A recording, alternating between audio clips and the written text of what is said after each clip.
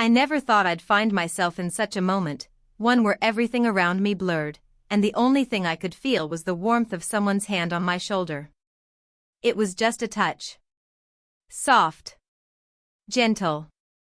But in that quiet moment, while my tears refused to stop and my heart felt like it couldn't take any more, that touch changed everything. My name is Alina, and this is the story of how a single gesture from my coworker shook the foundation of everything I thought I knew about love, loyalty, and trust. It started on an ordinary Tuesday morning. The office buzzed with the usual energy, keyboards clicking, phones ringing, the scent of strong coffee filling the air. I was trying to act normal, hiding the storm I was carrying inside. On the outside, I smiled, greeted people, attended meetings. But inside, I was slowly falling apart. My marriage was hanging by a thread. My husband had become distant, cold, like a stranger living in my home. Every conversation ended in silence. Every look felt like judgment. I had spent months convincing myself that things would get better, but that morning, something inside me snapped. By noon, I couldn't take it anymore. I walked into the copy room, shut the door behind me, and broke down. The tears came fast, uninvited, messy, and real. I thought I was alone until I heard someone gently call my name. It was Adam. My coworker. Always polite, always kind, and always the one who stayed back a little longer to help, even when he didn't have to. I tried to hide my face, quickly wiping the tears, but it was too late. He had seen everything. Without saying a word, he stepped closer, looked at me with genuine concern, and placed his hand gently on my shoulder. It wasn't flirtatious. It wasn't planned. It was human. Comforting. And in that moment, something shifted inside me. For the first time in weeks, I felt seen. Not as a broken wife or a failing partner, but just a person worthy of care. But the truth is, this moment was just the beginning. What happened next, I still struggle to explain. It wasn't about love at first sight or a sudden rush of emotions. It was slower, deeper, like two souls quietly finding their way towards something they didn't expect.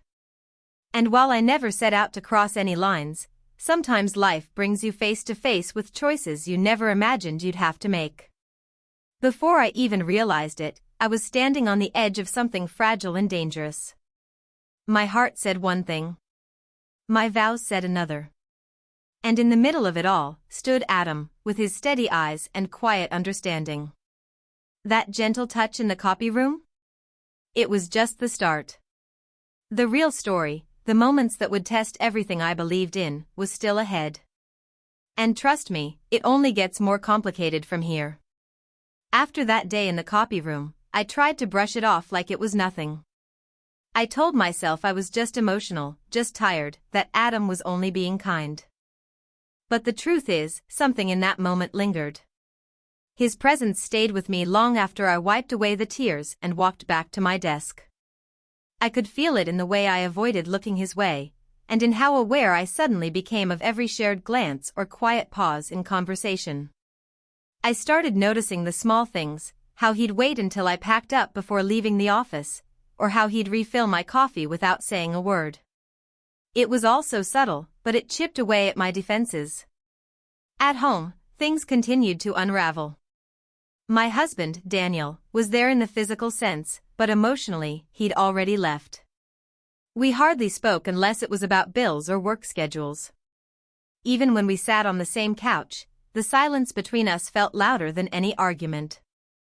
I kept hoping he'd notice the change in me, how tired I looked, how hollow my laughter had become. But he didn't. Or maybe he did, and just didn't care enough to ask. I can't say which would have hurt more. Adam, on the other hand, saw every crack. He never asked too many questions, never pushed. But in the moments we shared, whether it was waiting by the elevator or walking to our cars, there was something unspoken between us. I didn't understand it fully, but I knew it wasn't just sympathy. There was a quiet pull, something that made me feel like maybe I wasn't invisible after all. One Friday evening, I stayed late to finish a report. The office was nearly empty, and I wasn't surprised when Adam passed by my desk on his way out. He paused, gave me that familiar soft smile, and said, "You shouldn't be here so late." I laughed quietly, not knowing how to answer. He didn't leave right away. He stood there for a second longer, like he wanted to say something else but thought better of it. And then he turned and walked away. That night, I couldn't sleep.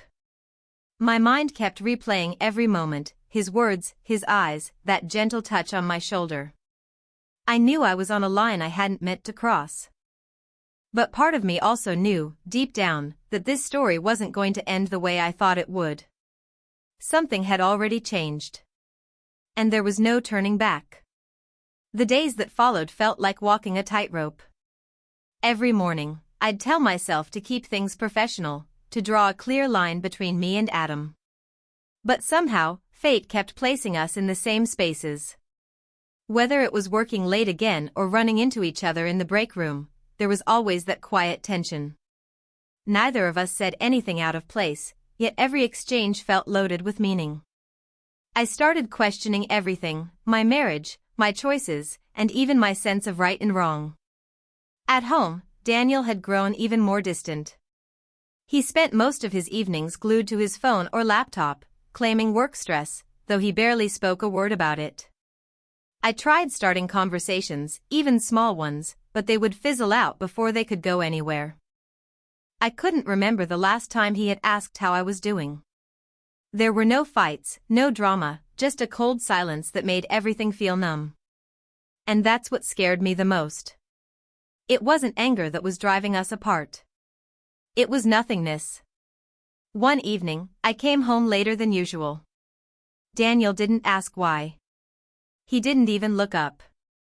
I stood there for a moment, watching him, hoping for a flicker of concern or interest. There was none. That's when I realized just how far we had drifted. We were two people living under the same roof, but in completely different worlds.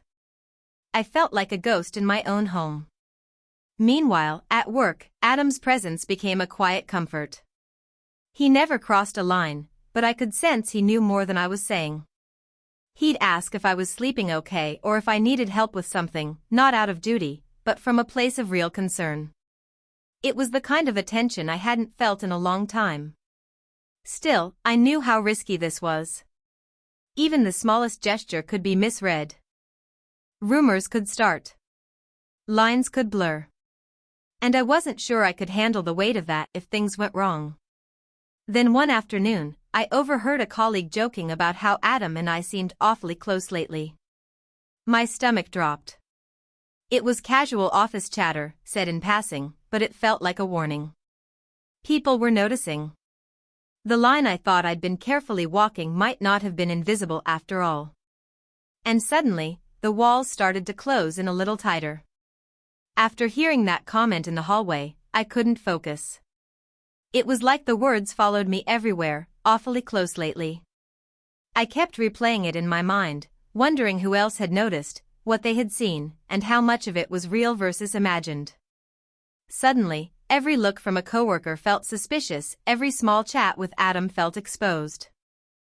I started pulling back, leaving early, avoiding him when I could, trying to convince myself it was just a phase and I needed to snap out of it before it turned into something I couldn't walk away from.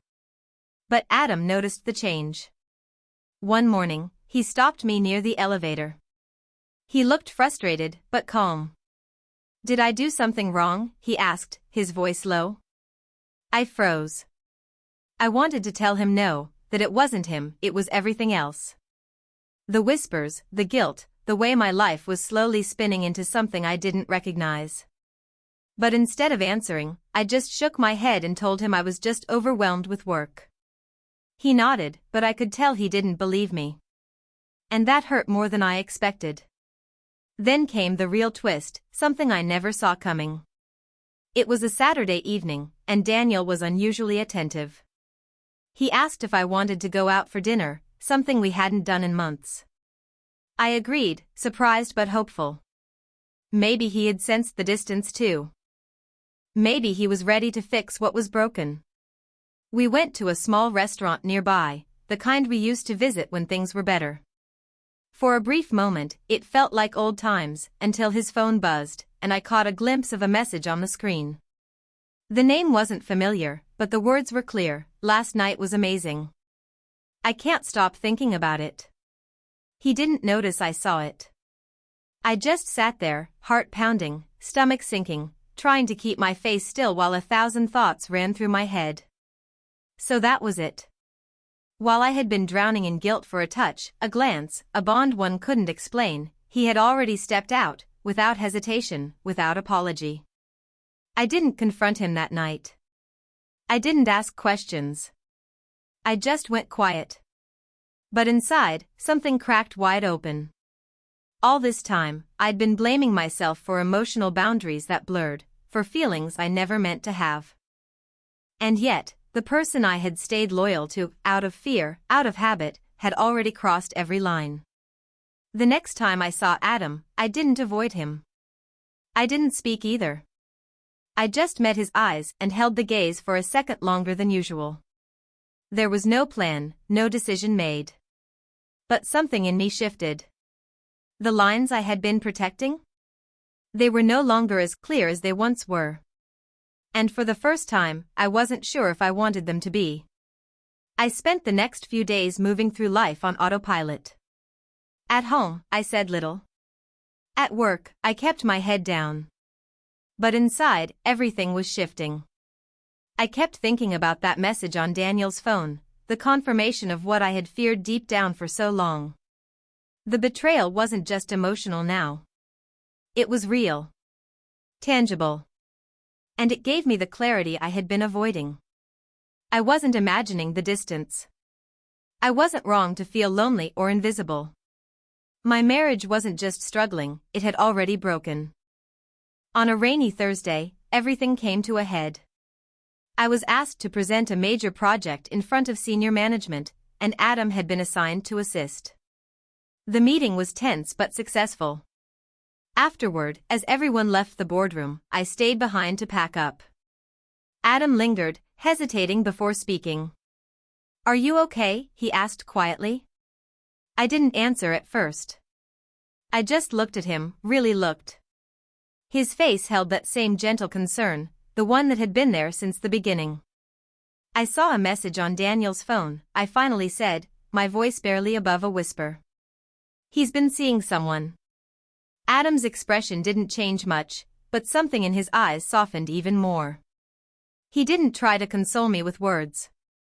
He didn't rush in with sympathy. He just stepped closer, like he always did when I felt like falling apart.